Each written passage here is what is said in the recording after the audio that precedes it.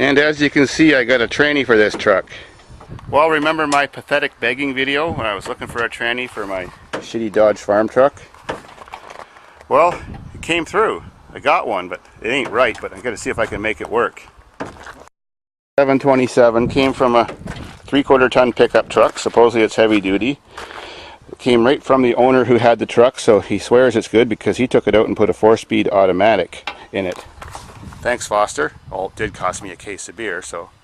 But it's worth more than a case of beer just to take a tranny out, of course. So the plan is to take off the drive shaft, of course, then take off the tranny support cross member, and see if the tranny hangs down far enough that I can get long extensions to go over top of the transmission and get the bolts that are all around the top of the bell housing off without having to climb up top and reach over and try to get that little bit of space, my hand in there, and do the tranny bolts from the top, because this is a cab forward design. So as you can see, the cab sits a foot forward over top of the motor, so it's a real pain in the ass to get the tranny bolts off. But when I tip that motor back, it looks like it might break the distributor cap off, so I'll have to do that first, get that thing off. And on this side behind that fill tube is the crank position sensor, so I'll have to get that off first, as it might get broke. It's plastic, and to get at that I'm going to have to take that crank tube off. To get at that I'm going to have to take that dipstick tube, fill tube thing off first. And like I said before, I never did do a tranny on a Dodge truck or any rear-wheel Dodge before, so it's all new, but nothing looks very special. Alright, nothing's easy. Had to do a few tight bolts and tough to get at shit. That's why we got a cutting torch, heat them up, chop them. But she's ready to get the bell housing bolts out now.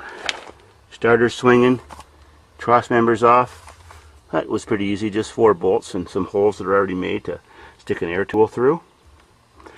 All the wires and peripherals are disconnected, which is a pain in the ass too. Not hard to get at, but frozen bolts. Canada is rusty with high kilometers vehicles. And I'm going to show you the easy way to drop a tranny out without crawling under the hood at all. Of course, now you're looking at the back of the bell housing, and you can see those nuts. I'm going to have the long extension on here. I've got a U-joint. I've got an air tool, and I'm going to whip them off.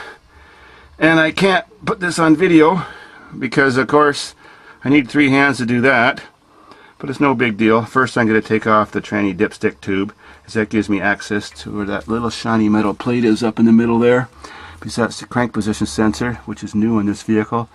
So when I get that dipstick tube out, then I can get a wrench in there and get that sensor off. And well, I'm not actually ready to take all those bolts off yet, because I still got to do the torque converter. And then we have to see if I can make that 727 fit. I have no experience, but I was told to take the counterweight off the torque converter, because that 318 doesn't need it, because the 727 came off at 360. It's a beautiful day, not too hot, not too sweaty.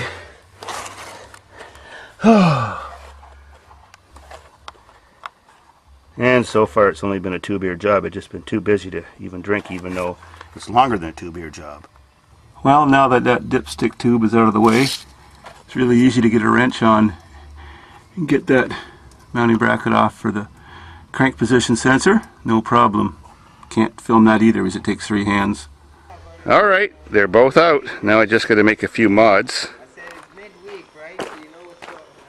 Doesn't look too hard to cut out a hole where need be for a transmission crank position sensor.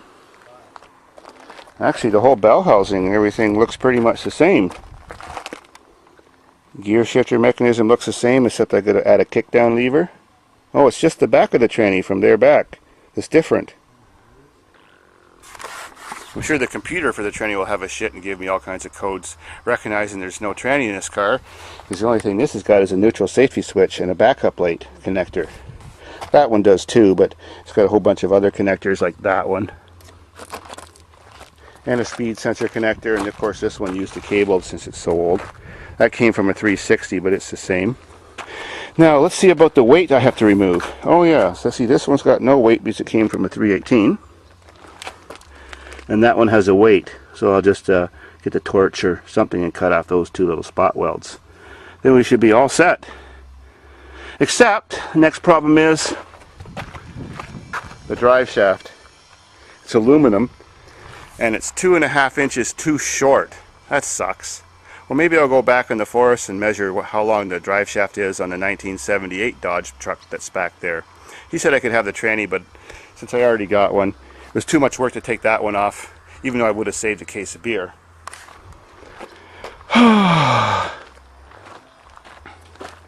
Pain in the ass. It's harder than a Chevy. I think it's harder than a Ford too. A few more bolts to get off. You even got to take the oil filter off to get one of the bolts off. Going to use a different dipstick tube, but we'll make her work.